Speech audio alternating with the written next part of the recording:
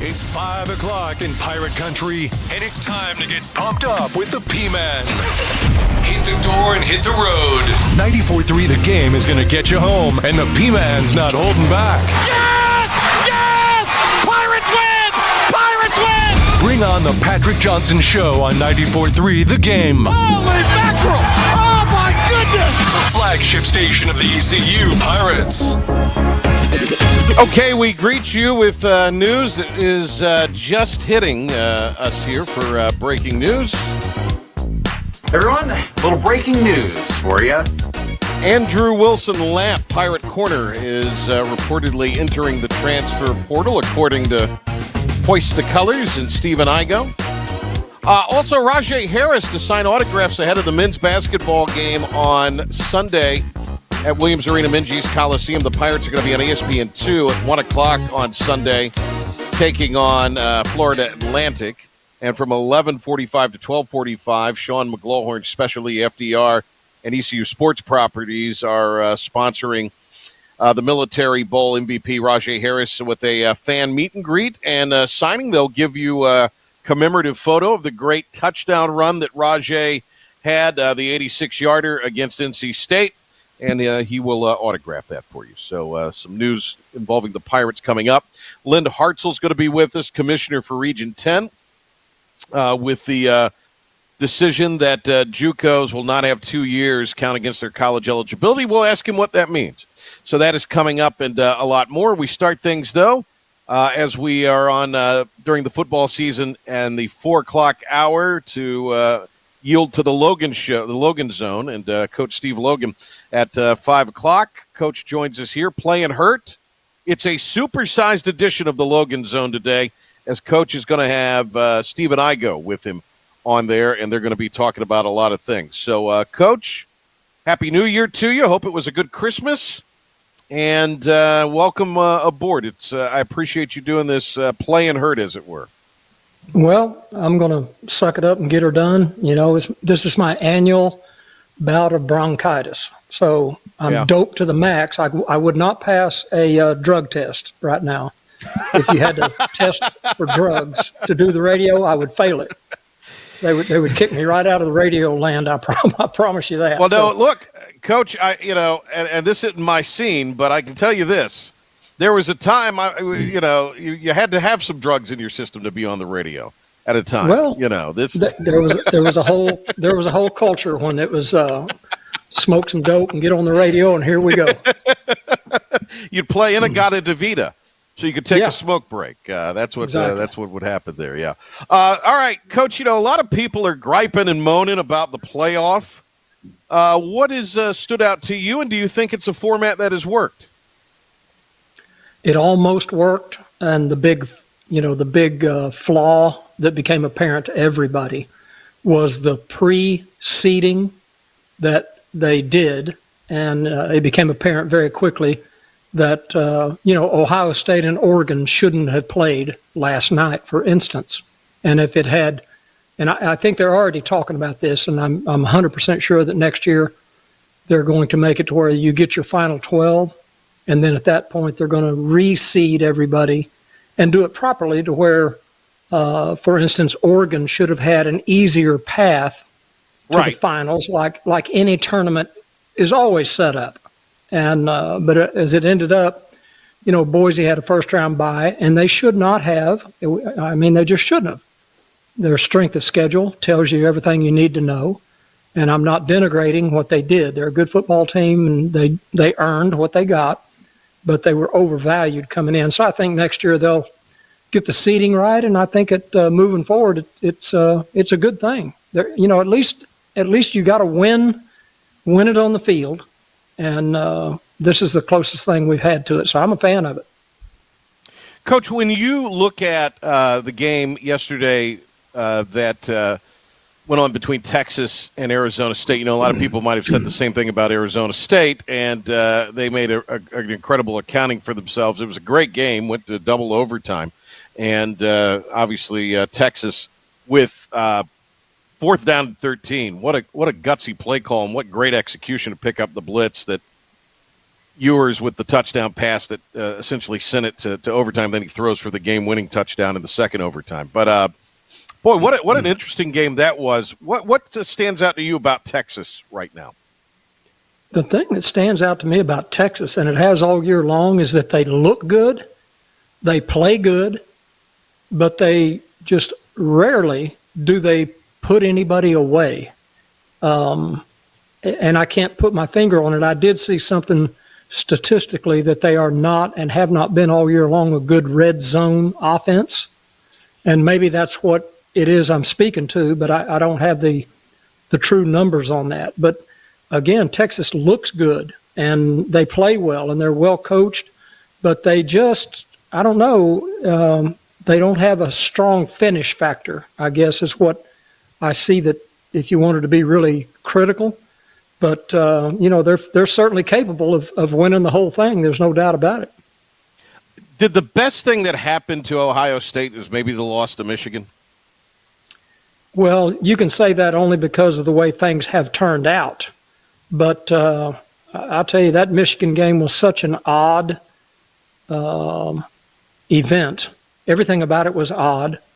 But you can put it, if you want to put it that way, then you can certainly say, yeah, maybe they got over that and, they're playing loose now. And, yesterday is the first time I've seen Ohio State look like a $20 million roster.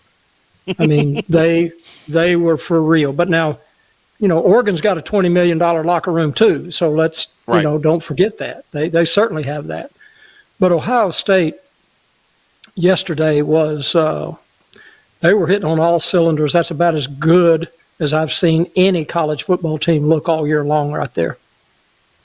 We've got a game that's going to be played this afternoon. In fact, it's kicking off right now. Notre Dame, Georgia, that awful situation in New Orleans with that radicalized nut and the heinous act that he pulled. And as a result, I think rightfully they postponed the game. It made total sense. I mean, you still had literally blood in the streets when that game would have kicked off yesterday. So they moved it to today. I don't think that takes away anything from it necessarily, but that could prove to be kind of the game of this quarterfinal potentially.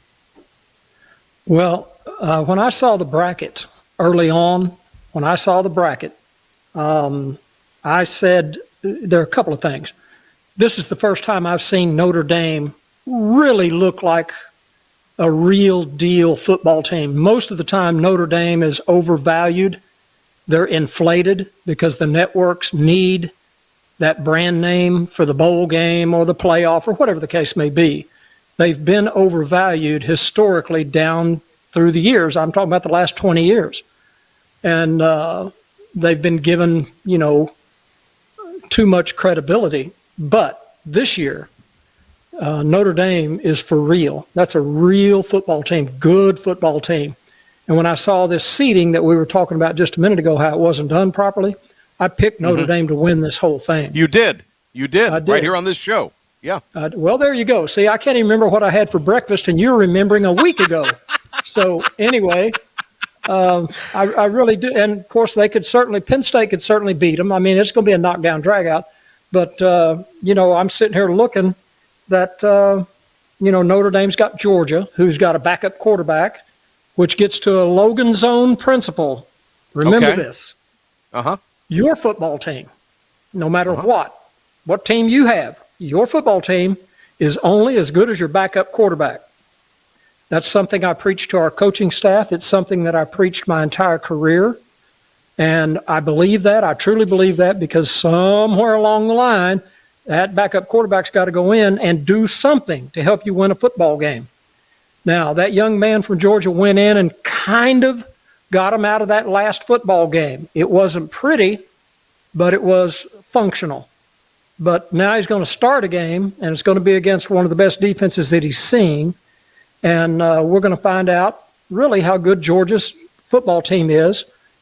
Again, relative to the Logan zone principle, you're only as good as your backup quarterback. So there's a lot that's going to unfold for Georgia tonight. All right, if you're Duke then, how good are you if you've got the backup to the backup starting against Ole Miss? you come out and spread punt and stay there because, that's just not going to work. I mean, Right. And I really hope for the kid's sake, he proves me wrong. But you just can't be sitting on the bench all year as a third-string quarterback and walk out and play a bowl game. I mean, maybe you can, probably you can't. So anyway, that'll be very interesting to watch. And, I'd just be sucking on a shotgun if I happened to be the offensive coordinator at Duke and you built a really good football team. You got your quarterback. You had an offense that was really well thought out. And then all of a sudden, you got a guy that you got to dismantle the whole thing and recreate it in 2 weeks. And I'm just glad I'm not the offensive coordinator at Duke. It would just be such a bitter, bitter pill for me to swallow. Coach Steve Logan coming up at the top of the hour. It's the Logan Zone. He and Stephen Igo in a supersized, superstar edition of the Logan Zone. Igo and Coach Logan. All right, Coach, with East Carolina beating NC State in a bowl game. You've been there. You've done it. You've seen it. How would what we're just? I don't want to scoop too much of your top of the hour heat, but when you look at that game, what stood out to you on that night up in Annapolis? Well, it was the same thing, and I have a lot of respect for Coach Doran, but I've told the story a million times about myself and Pat Dye talking about the East Carolina, North Carolina State football dynamic. And Dave Doran did exactly what Pat Dye was talking about. Rather than just go ahead and embrace the fact that it is a big game for North Carolina State. It is. They need to win that game, just as if North Carolina University was playing East Carolina. North Carolina needs to win that game, or any other in-state school. And, the little bit of an offhanded comment that Coach Doran said before the game during the week, he said, we don't look at it as a rivalry. That's not what you want to do. That's not what you want to say. That bleeds into the locker room. And, those kids at North Carolina State, they hear that, they feel that, and then they come out and they don't play their best football. And they didn't. But, the week before that or 2 weeks before that, they go to Chapel Hill with their hair on fire. That's the way they should have come into this game. It's just an emotional fault, the way that North Carolina State approaches the East Carolina dynamic. And that's just a matter of fact. It could be cured really quick with the messaging that comes from the top. Yeah. And again, I'll quote Pat Dye. He said, if I was the head coach at North Carolina State, I'd schedule East Carolina every year and beat the hell out of them. And that's and that's the way you should do it. Yeah. Because most years, North Carolina State has better football players overall than East Carolina. That's a matter of fact. Coach, let me ask you this. Let me ask you one more thing here. The Caton Hauser wrinkle where they ran him in the bowl game. I don't know if you can do that as much in the regular season, but that was really an interesting wrinkle, I thought, with Hauser at quarterback for the Pirates in the bowl game. I mean, if it was done on purpose, it was a great wrinkle to put in. It may have just been done because it turned out that way. I mean, a read option is a read option. And so, if North Carolina State was going to make Hauser keep the ball on all option plays, then good for Caton Hauser that he hurt them with that game plan. And so I don't know if it was because of North Carolina State's game plan or if it was something that, they were that East Carolina was intentionally trying to get him to keep the football. I don't know which way it was, doesn't matter. But it was an interesting wrinkle. And, East Carolina deserves all the credit in the world for winning that football game. They had a lot of chances to, if North Carolina State just handled things properly at the end of the game, East Carolina shouldn't have won it, but they did. And so good for them. Hey, Coach, rest the voice up. Looking forward to you and I go at the top of the hour. All right. See you at 5 o'clock. There he goes, the great Coach Logan. It's the Logan Zone coming up at 5 o'clock here on 94.3 The Game. All right, it was announced here recently that JUCOs will not have the 2 years of eligibility count towards their 4-year college eligibility. What are the ramifications? What does that mean? Lynn Hartzell. A lot of folks in the area know Coach Hartzell. Coached baseball for a number of years. His dad, a legendary coach in Lenoir County. Great character. And an old friend, Lynn Hartzell, will be with us. He's now the commissioner of Region 10 at the JUCO level. And we'll talk to him coming up right after this. When you need roofing or gutter work on your home, it's important to use a company you can trust and who has a reputation for honesty. In Eastern Carolina, that's Wells Roofing and Gutters. Jim Wells and his team have excellent reviews, and his customers rave about him. Here's Scott Corbin from Realty One Group. It's been very positive. In addition to the quality of the work, he's just very responsive, responds in a timely manner, and the work gets done really quickly. Scott, would you recommend Jim Wells at Wells Roofing and Gutters? My wife and I actually own a real estate franchise in the Pitt County area as well as a property management firm. And so we have issues that come up quite often. And to be really honest with you, one of the biggest assets of using Jim is I know once I contact him with a problem that we had that needs to be taken care of, that I don't have to think about it anymore. It gets taken care of. Call Jim Wells at 252-227-8403. That's 252-227-8403. Opportunities await for all students in Pitt County schools. We open doors by finding pathways to provide the best possible chance of success for each to reach their career aspirations of choice. As we head through the 2024-25 school year, we'll continue to guide our students for the different journeys of life preparedness. We are committed to enhancing academic achievement and developing personal growth through work-based learning of our many career and technical education programs, college readiness, and saluting those who will be serving our country in the armed forces. Engaging, empowering, and elevating students to be successful citizens, workers, and leaders in a global economy remains our mission. Please visit our website today at pittschools.org. That's pittschools.org to learn how we grow minds and invest in our future through 38 schools and 1 community. Education, the key that unlocks doors of opportunity.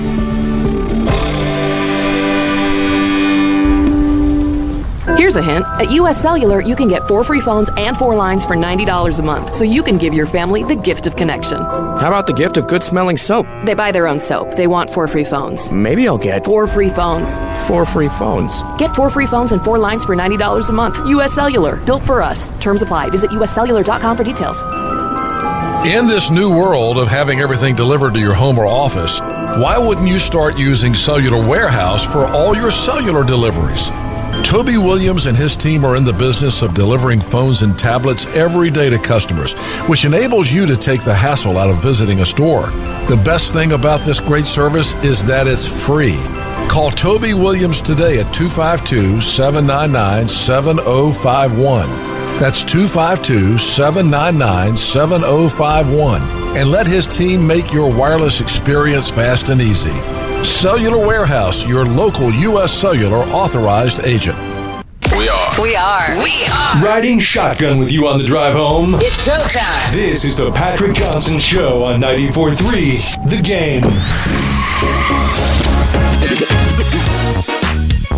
Okay, welcome back into the PJ Show here on 94.3 The Game, 94.3thegame.com, and the IBX Media app, also streaming on our video platforms, Facebook and YouTube. Wherever you are consuming us, thanks for being with us here. All right, we got Coach Hartzell, Pilk? There he is, Lynn Hartzell, Commissioner of Region 10, joining us here. Did I get the title right, Coach? That's what I am, Commissioner. Okay. Region 10, also the men's director. But first ever Region 10 Commissioner. Feel very grateful for the opportunity. That's awesome. Well, very good. And, of course, for years, and a lot of folks listening know you and know of you, but for years coached baseball at LCC. Your dad, one of the great characters in North Carolina and Lenoir County sports, but also a great coach in his own right. So a lot of folks know about Lynn Hartzell. It's great to have you on. We've been wanting to do something for a while, just talking about, kind of how that JUCO space has been impacted by things, and this is the most I think, stark thing that has certainly happened in all the news of the last few years. Essentially, the eligibility will not be burned if you play JUCO ball now. So what are the junior colleges and community colleges in your region, but also in the nation? How are they responding to this? Well, there's a little misperception. The ruling in the Pavia case was, and this is one that I can't figure out, but Pavia sued the NCAA not to count the 2 years he played at New Mexico Military Institute. The judge came back and said, we're not giving you 2, we're giving you 1. So Pavia has 1 more year to earn the NIL that he thinks he deserves.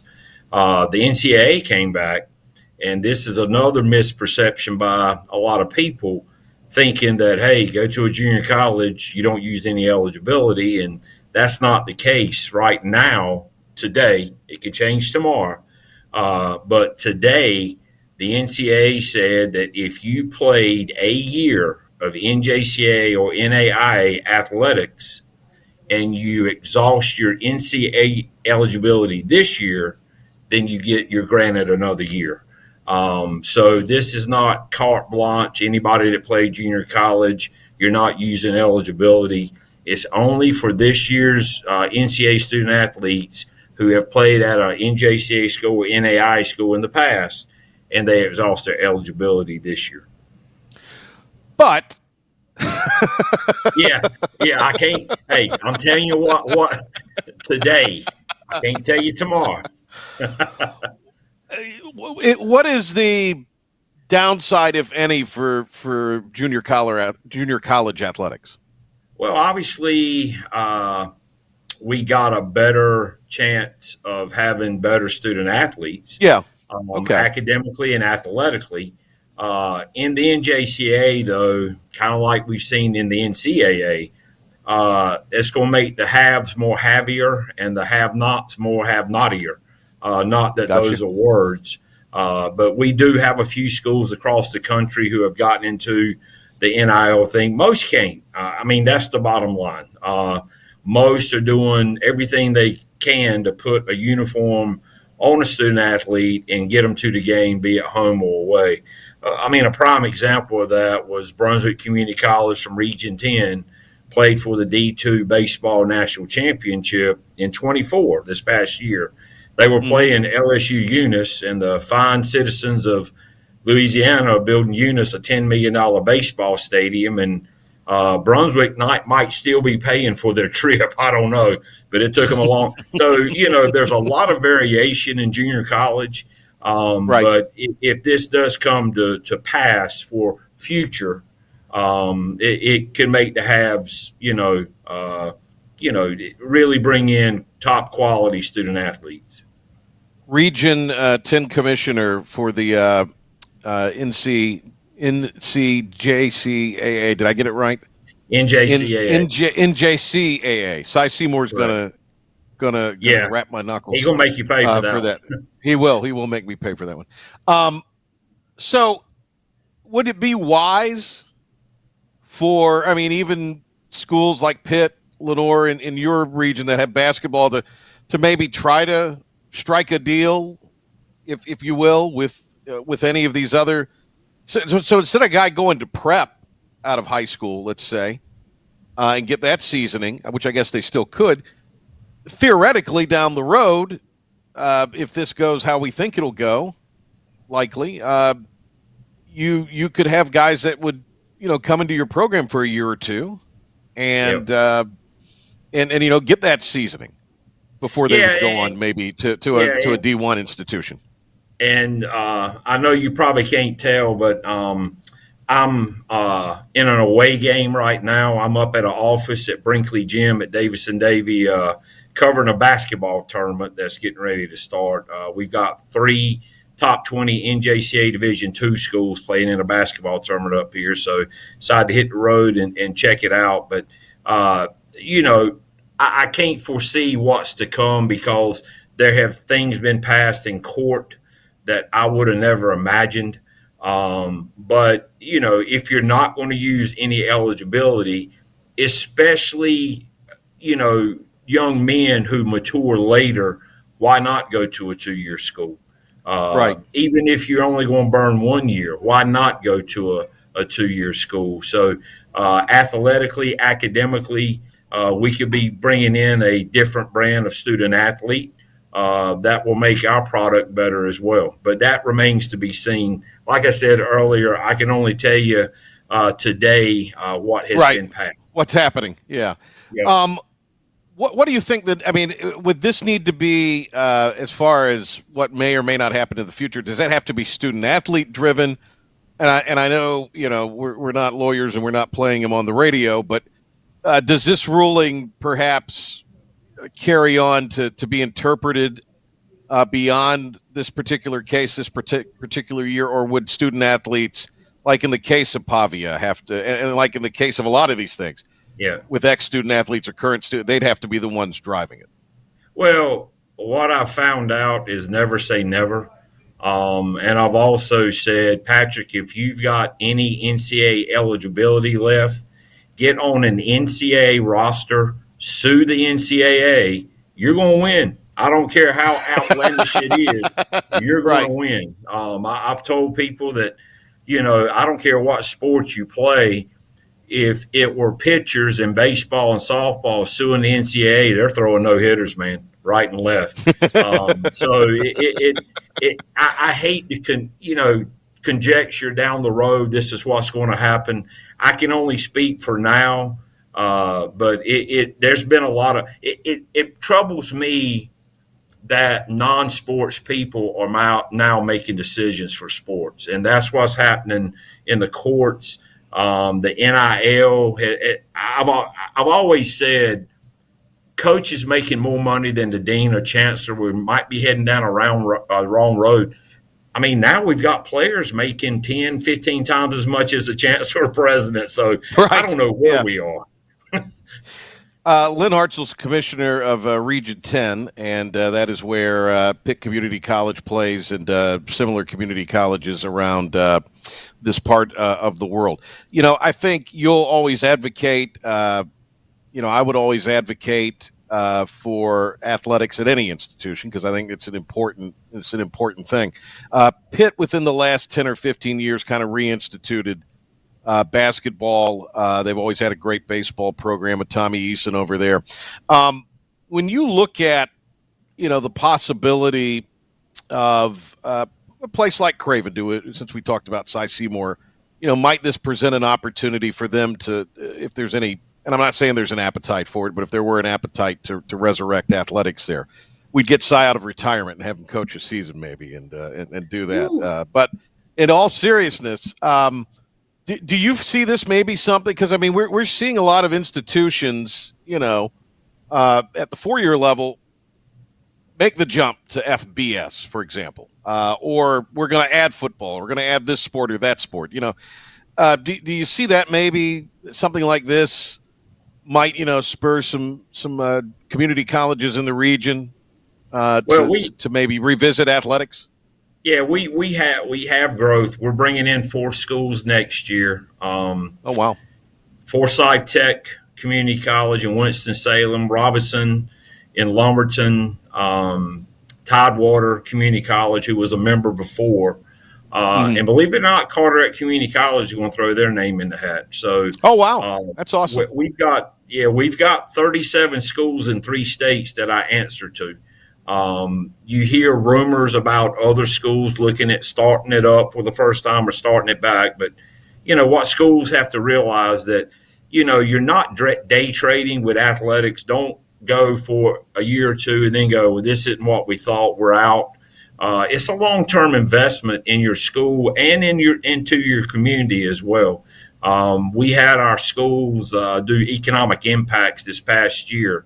And just to show the community and the state as a whole how much money that, our community colleges generate. Because in North Carolina, no community college has dorm rooms. So they've got to go out, rent, food and pay other bills. And the economic impact that our community college athletic programs have are a lot greater than people realize. I would say this just as a general comment. The community college system is not funded like it should be. I mean, it should be, especially when you look at it compared to the UNC system. I mean, the lawmakers could do a much better job funding the community college. It should, quite frankly, because it has a bigger, huge impact. Is this tape? I might need to use that. Yeah. So today we're live. We're actually live today. There's a rumor we're never live, but we're live today. We're live. Do it live. We're live. There you go. It's community colleges weren't put here solely for athletics, but with some of the gambling money that's going elsewhere and other funding, we definitely need a piece of that pie, and we don't have it yet. I mean, high schools have gotten it, 4-year schools have gotten it. We're trying to sit down and have some talks on, we would like to have a little chunk ourselves because, it's sad to say, but part of my prayers every night are our schools get to and from safely with the games they're playing. If you see some of the things they drive to get to the games, it will concern you. But we are definitely trying to get a seat at the table to have those discussions. Want to just give you a chance to maybe talk a little bit about your background, Lenoir County guy, and then you coached for a number of years, and then got into this role. So, how did that journey kind of go? Did you know you wanted to be a coach with your dad being one, or how did all of that kind of play out? Yeah, I grew up around it, as you said earlier. I mean, weird combination. My dad coached football, girls basketball, and track at South Lenoir High School for umpteen years, and my mom would drop me off, kind of like you, Patrick. I mean, you're the son of a coach as well, but my mom would drop me off, at South Lenoir, and whatever sports season they were in, I would hang around practice. I was fortunate enough to play at Lenoir Community College for a couple of years. My first job out of college was at New Bern High School.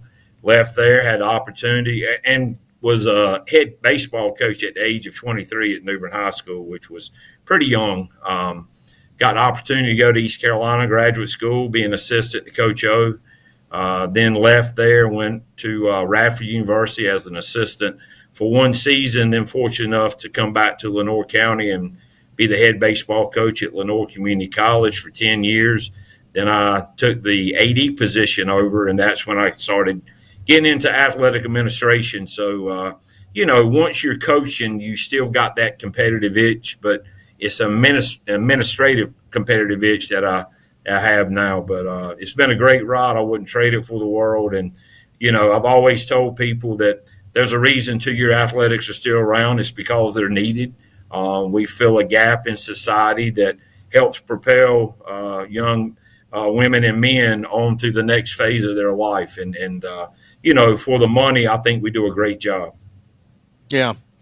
Well, I know you're looking forward to baseball season, which gets started in a few weeks as well. And that'll involve not only the Region 10 teams, we mentioned Pitt and Tommy Eason, but ECU and all of that. So I know you're excited about that. And you'll go out to the basketball games too. So that's that's a good thing. Yeah, I mean, like I'm up here at Davis and Davy for this tournament. I go to all types of games all the time. And Coach Riley Davis at East Carolina has got an NJCA background with Howard College in Texas. So, there's a lot of alumni out there. We're very proud of what we do, especially for the, I would say dimes, but pennies that are put into it. We'll see how all this plays out. I mean, like anything in this, stay tuned because you just don't know. I mean, it's something to stay on top of, I'm sure, and just another layer that makes it quite intriguing. All right, hey, Coach, great to talk to you again. We'll see you, I'm sure, sometime in the next few weeks. Yeah, absolutely. Thanks so much, Patrick. Have a good day. All right, awesome to have Linda Hartzell with us here. How about that, Pilk? You could go, even if you just get a year back. That's so huge. That's huge, in my opinion. I mean, it is to an extent, but then also you're going to have, colleges only recruiting the JUCOs. It's going to be really hard for freshmen to get recruited, up and coming freshmen to get recruited. That's kind of the tough, downside to all this. Well, I think what you wind up have happen is it's a feeder program out of high school. I mean, high school recruiting, I think, is forever, unless you're the rarest of the rare now. I think you're almost. I mean, think how many coaches we talk to, because this has had an impact. That maybe kids that might have been recruited at an FCS level aren't, because kids that maybe were a little lower on FBS radars in football, for example, aren't getting recruited because coaches are shopping the portal. And so you got a lot of kids that would be kind of lower on the recruiting totem for FBS now in the FCS. And that kicks down the FCS athlete maybe to Division II. Yeah, it does. So I think anybody who's going to be involved in high school, I mean, again, unless you're something Cooper really, Flagg. really special. Yeah, Cooper Flagg. I think the new normal is you almost maybe should expect and anticipate to go somewhere else. Yeah, you should. The tough thing now is what it's going to do, though, is so historically you graduate 25% of all college athletes every year, right?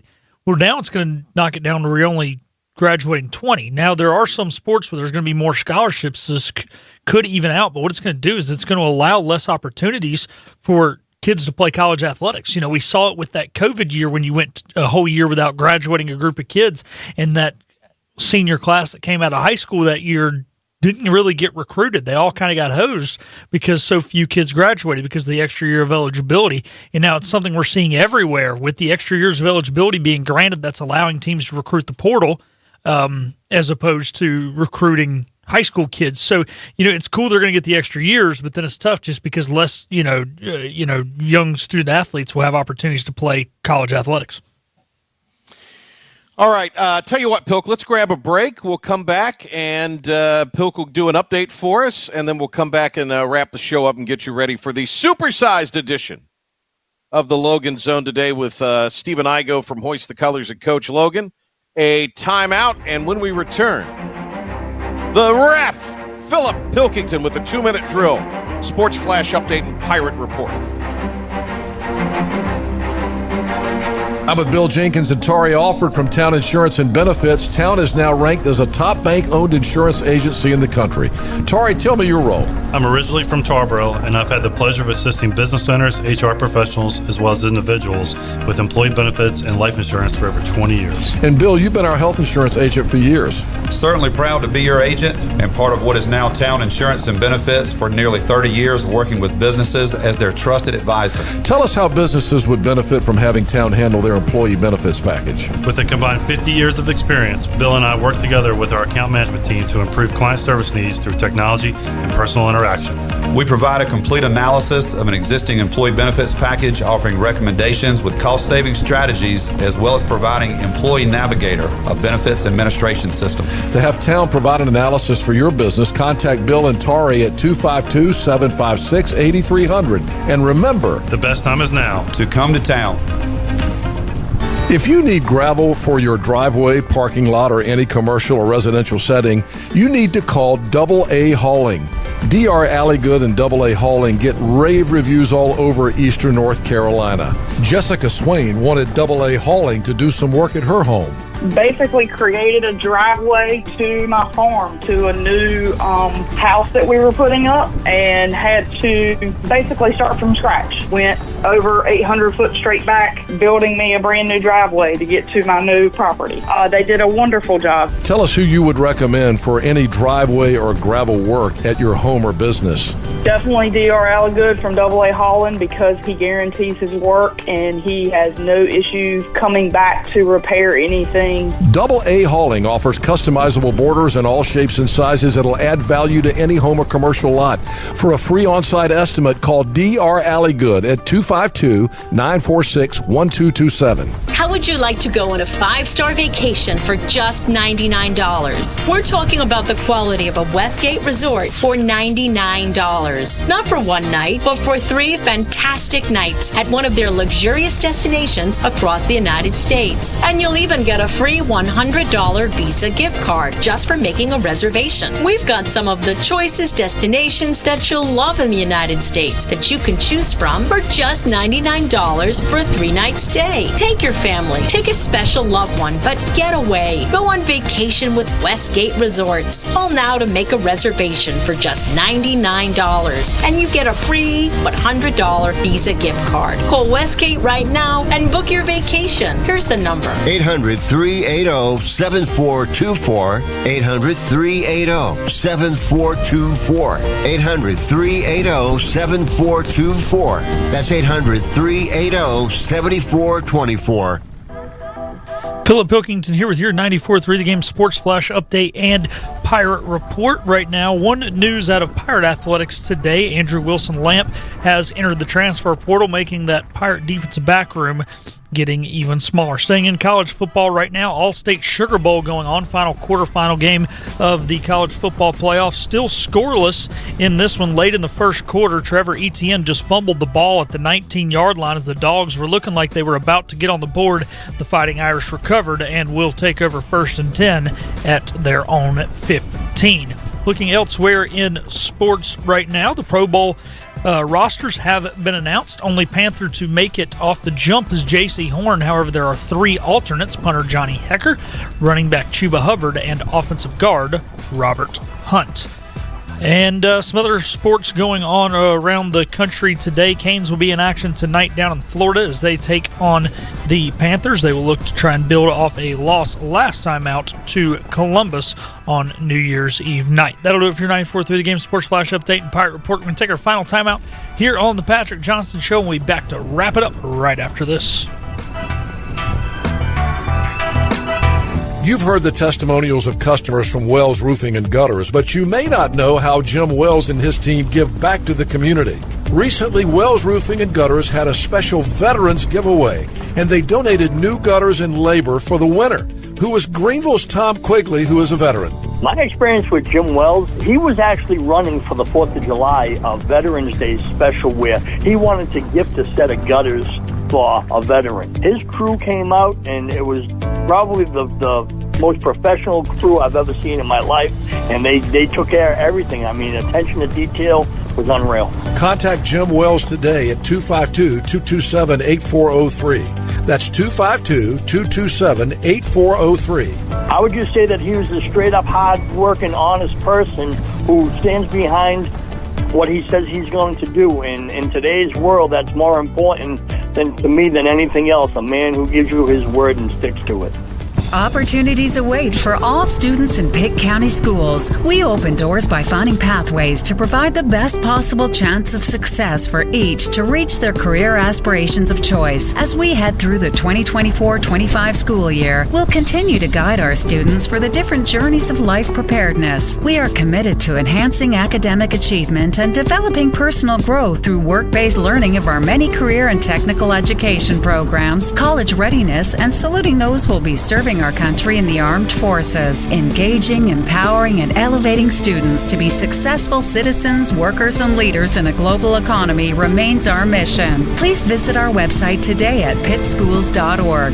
That's pittschools.org to learn how we grow minds and invest in our future through 38 schools and 1 community. Education, the key that unlocks doors of opportunity.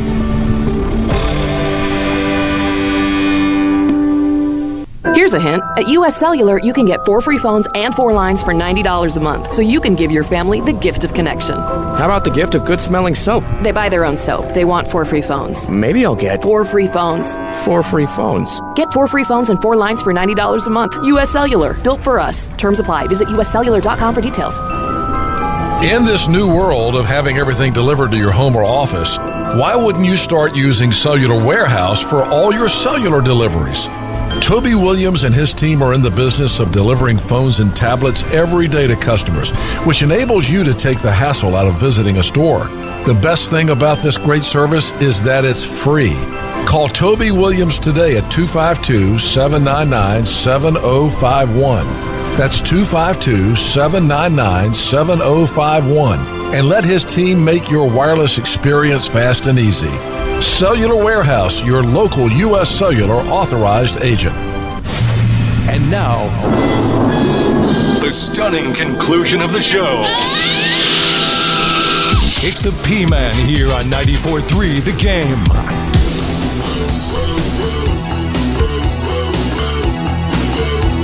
Oh, we did, didn't we, Bill? Yeah. Come on, P-Man. Brain fart much? So I'm still in holiday mode.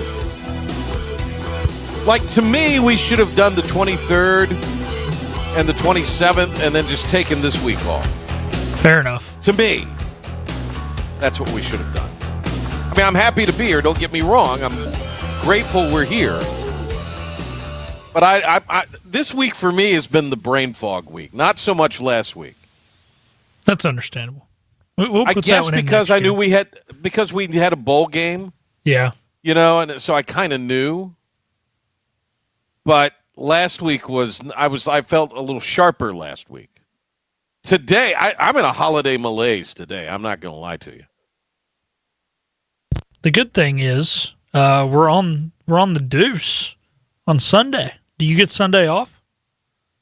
I do. I have another assignment this weekend, but yeah, I'm going to be off from Pirate basketball Sunday. Boy, how about that? 5 of 6 they've lost. And we did a little thing after the game, briefly, an abbreviated edition of the Patrick Johnson Show. And Cy and I talked about it. I mean, you just can't go through prolonged periods of no points. And, I mean, I think offensively right now, but, I mean, the way this team was constructed, I think there was an upgrade to the athleticism across the board, perhaps. I think by and large there was. I think on the wings they're a lot more athletic for sure. And they've got guys that are a lot more athletic on the roster. But there were some real glaring holes. And, you know, a true point guard, in my opinion, was one of them. Now, shooters, everybody talks about that. But, you know, I don't think you can ever have enough shooting. And C.J. Walker's done a fabulous job, don't get me wrong. But I think like just an additional savvy, seasoned big that maybe would be 6'9", 6'10", that you know was still kind of there in the portal. It might have been a JUCO guy, but you had some or you know a grad guy, but there were people. I can't tell you chapter and verse, recite exactly who they were, but I mean there were people. So I'm just a little surprised when the recruiting closed up that none of that was firmly addressed, that the decision was to bring in a couple of young players and that sort of thing. Yeah, I would like to see them. I think they're paying 8 or 9 guys right now in NIL. I would like to see them pay about 3. Get you a big, a shooter, and then a guy who's a really good athlete that can drive but can also shoot. And just get to where you have established a program, established a little bit of a culture. If you lose 95-90, because all you're worried about is these 3 guys scoring, then who cares? You lose. But it will become more of a sexy destination. People will be more into donating to NIL because, trust me, fans would rather lose 95-90 than 65-60. And then I think once you've established it, then you can kind of go into that defense-first mindset. But when you look at a lot of the teams who are like defense-first that have done it successfully, they're all at big-time Power 5 programs. And I understand Coach Schwartz wants to stay true to his identity, and I'm not telling him to totally go away from it, but maybe if you just go away for a year and just, like I said, pay like 3 dudes. If the rest of the roster's dog water, it's dog water. Just get 3 guys that can go out there and score, win you some games, and then worry about constructing it kind of how you want to. It doesn't take that much now to have success in basketball. I mean, there's a lot of factors, and I think you got to get old. Yeah. Now, how do you do that? I think it's obvious. You still got to the identifying and evaluating component of talent still is key, whether you're recruiting high school or recruiting the portal. You got to be able to identify talent. Now, the added layer to that in the portal world is you've got to be able to entice that talent more so than ever before. And those enticements are usually coming in the form of money. To me, I just think that you've got a situation where just idiotic things. Oh, let's shut it down and just spend all our money on baseball and football. Well, yeah, you should spend money on football, and we all love baseball. But I mean, the idea, it's stupidity to say in modern college sports, don't try at basketball. I mean, if you're a fan saying that, you're a moron, or appropriately typing it in the basement, you're a total moron. But I mean, you got to. It's just a rev sport. You got to put. Yeah, stuff into it. It's just, and so the idea is not throw your hands up. The idea is fix it. And if you don't have the people in place to fix it, get the people in place to fix it. Fix it. Yeah, it's frustrating. Yeah, I mean, you got to put resource and endeavor in a big way into football. You have to. As much as people like to gripe about whatever bowl game this is, those things still are outdrawing most anything on television because people love college football. It's the second biggest sport. Yeah, behind the NFL. The NFL. And the thing is, it brings money to these lower conferences. And everybody's saying, oh, get rid of all these rinky-dink little bowls. Well, that takes out, that's less MAC teams playing in bowl games. It's less, CUSA teams playing in bowl games. And these conferences need that money to stay afloat. I mean, look at UConn. Well, they're the winners of this whole bowl season. Because, look, they're getting all that money. They're an independent. I mean, other than Notre Dame, obviously. But they've won the last 2 years of national championships in basketball. Now they're independent in football, and they're just good enough to make a bowl game. They're keeping all that money. Yeah, and they're kind of paying the bills. But what it does, when I say that, I mean they're probably not profiting off of that. They're covering their expenses. Yeah, and and it probably helped them. My guess is they probably bust to Boston. I'm sure. Yeah, I don't know that but so that probably helped with their overhead. But I mean the point is. You to just get in those bowl. It's important for football. It's important for the university. It's important for your football program. And obviously, if you're getting in certain bowl games, you do stand a chance to profit and make some money. But I mean, you've got to put resource into football. I mean, who's to say what Boise accomplished, East Carolina could not accomplish? Somebody out of the American will accomplish that. They will be in that playoff. Yeah, it ain't going to be Boise every year. And I'm not saying there's no other Mountain West teams or other teams who can't, but it's probably going to come down to the winner of the Mountain West and the winner of the American because those two are better than the other three conferences. Unless somebody in the Sun Belt's just had a remarkable year, caught lightning in a bottle, goes undefeated, and somehow had somebody on their schedule that they beat that was flashy enough to garner national attention. Exactly. But, I think with basketball, and again, when you hear all these things, they're going to be the Super 70 and all this. This is all from a football perspective. Basketball makes too much money for the NCAA as a postseason sport. It makes too much money for the television networks for the networks to just say, okay, make it a 70-team tournament with, just these 70, because that's not what sells. Now, it may very well be the case. Let's hope it's not, because that's going to, like you said, that's not what sells. What sells is UMBC beat Virginia. Right, that sells. Kentucky getting beat. St. Peter's going on a run. I mean, that's Western Michigan. Yeah. They've gotten more airtime off of that on ESPN this year because of that run last year in the NCAA tournament. Exactly. And, and we talk about the Cinderellas.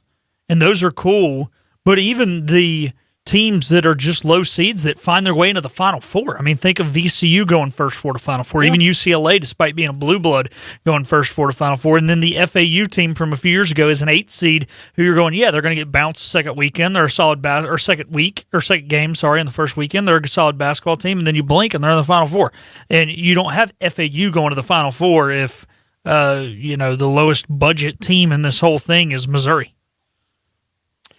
I see Igo in the background there. Is Igo where we could speak to him really quick, or would that screw everything up, Pilk? If Igo wants to talk, let me cut to you. And we'll make this beautiful dual box. We'll put Igo in it instead of me. Let's beam up Igo here and disrupt his workflow.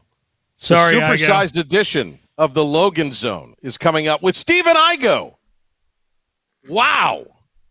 Amazing. Happy New Year, Igo. Mic check. This is your mic check. Happy New Year, Igo. Happy New Year to you guys. I was just doing some pre-show prep for the Logan Zone, so happy to hop on. What's up? Well, look, we got another Pirate in the portal. Yeah, Andrew Wilson-Lamp in the portal. Former West Virginia transfer back in the portal. You know, the thing about this DB exodus, and I don't know how much time we got, guys, but how many of these guys, Gavin Gibson, obviously a loss. You look at kind of they've played, but is it really a loss from a production standpoint? You know, you're losing experience, but I think ECU feels like it can replace these guys. So the portal's a two-way street. You know, obviously you're losing experience, but you're opening up a spot to bring in maybe somebody you want to spend a little more money on through NIL. So it's give and take. Well, good to see you. Good luck with Coach Logan. Absolutely. Appreciate you having me on. Good to be back on the Patrick Johnson show. Oh, my gosh. There he is. Stephen Igo. We'll talk to him again soon. The great Stephen Igo from Hoist the Colors. I got to rub elbows with both Logan and Igo today. What a guy. Look at you. I'm so lucky. I know. They're the big stars of the station, and I got to rub elbows with them. I was excited. That was a lot of fun for me. All right, stay tuned. Those guys will be up next. I think it's going to be a fabulous show. I'm looking forward to it. 2 hours of the Logan Zone with Igo and Coach Logan. We'll catch you tomorrow back at our normal time of 5 o'clock for the PJ Show. I'll see you in the morning on Talk of the Town for Open Line Friday. Bye, everybody. Bye.